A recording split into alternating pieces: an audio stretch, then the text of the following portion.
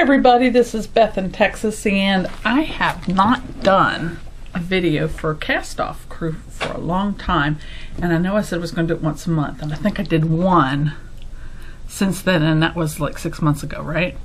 So here I am, I'm back, and there's some neat things I'm going to show you. Now this is a bear square. See the bear? I'm doing a square exchange with a group on Facebook, and they do these friendship exchanges and things like this, and this one here is for a special surprise for a certain person, so I can't see who it's for, but everybody's sending squares and they're going to make a blanket and send it to this person, and the theme is bears.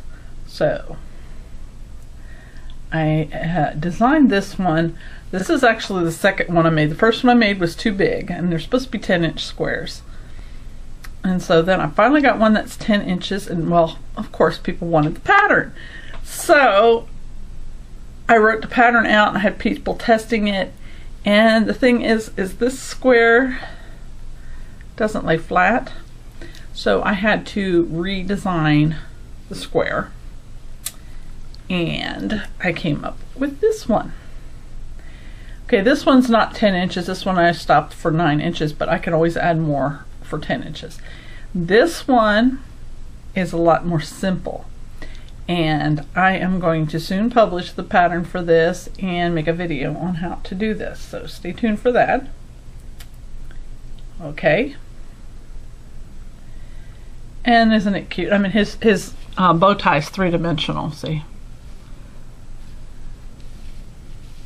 And so that is a design I did for a square, and it's going to be for an exchange. It's going to be great for baby blankets and things like that. And the way I have the pattern written, you can stop at certain points to make it a different size square. Another thing I've been doing is planning this retreat with Mikey and Kristen for we're going to be teaching loom knitting and crocheting.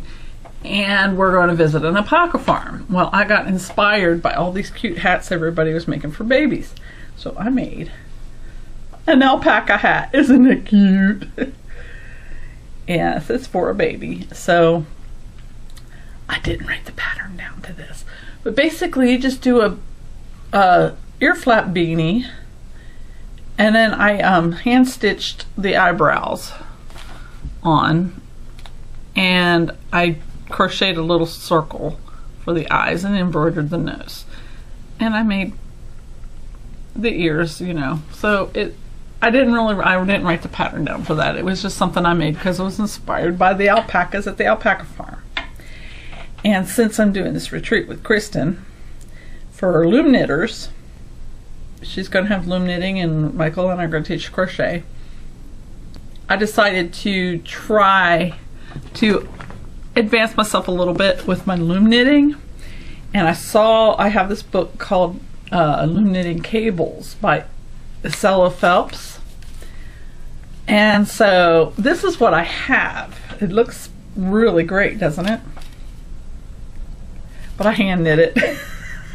I had trouble maneuvering the cables with how far apart the pegs are on the Nifty Knitter loom.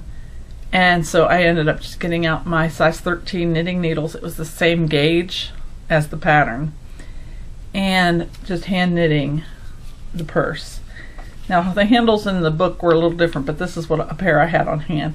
It's just a little bitty purse. It won't hold much, but I just thought it was cute, and I really am going to have to try harder to get the cables to work in loom knitting. But this one's hand knit. I used the Lion brand Thick and Quick, I think it's called, yarn. It's real thick.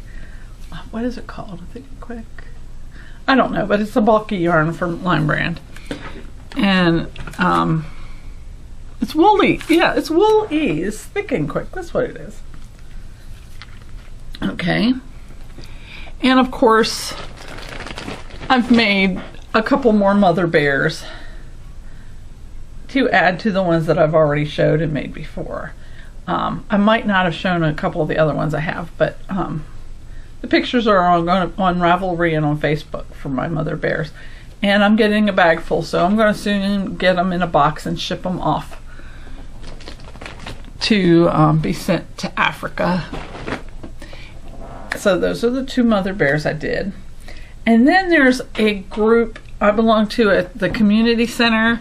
We did crafts, and our craft group used to have a craft show, and we would make things and donate them to the craft show, and then when the items that were donated were sold, it would go to the charities that the senior citizens support. There was a scholarship fund, and there was a boys' home, and different things like that. Well, they stopped doing craft shows. So we have leftover crafts from doing these craft shows. And they basically told me, since I'm the one that organized the crafts, to figure out what to do with the ones that are left over. Well, there were a few angels in there, and there is a group on Facebook called Caring Angels. And basically they're a sister site to a prayer group. And people that need prayer also need a little bit of encouragement. So what they do is everybody sends angels to these people who need encouragement. And so I've had these little gift boxes in my collection for a while. This one here looks like it's like yellow, but it's more of a chartreuse green, or I don't know. It's more green than it is yellow, and it looks olive in my viewfinder. But aren't they cute? They thing out. And this is the top to the angel. And basically, I'm going to open the box.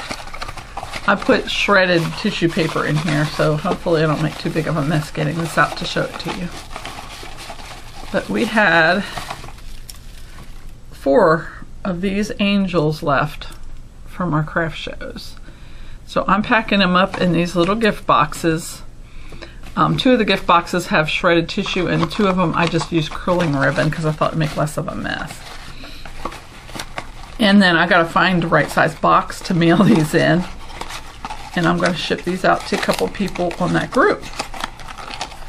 So that's that. And I've got 4 of them, all different colors. And then some of the angels, because those were the beaded ones. And then we've also made these out of ribbon. It's just a bead. What these beads were from is one of those car seats that are beaded. It came apart, and so we just made the little faces and glued the hair on them. And twisted the wire and made these angels. So I've got 3 gold angels. And then this is from a previous thing before I even started helping with the group. It's a little different. Let's see, I'm going to shape it a little bit. The wire ribbon, really. Anyway, and here's another angel. This one has no face. It's just symbolic kind of angel. So anyway, here's another one. The gold. All of them are slightly different. This one has all the same ribbon. This one has lame ribbon.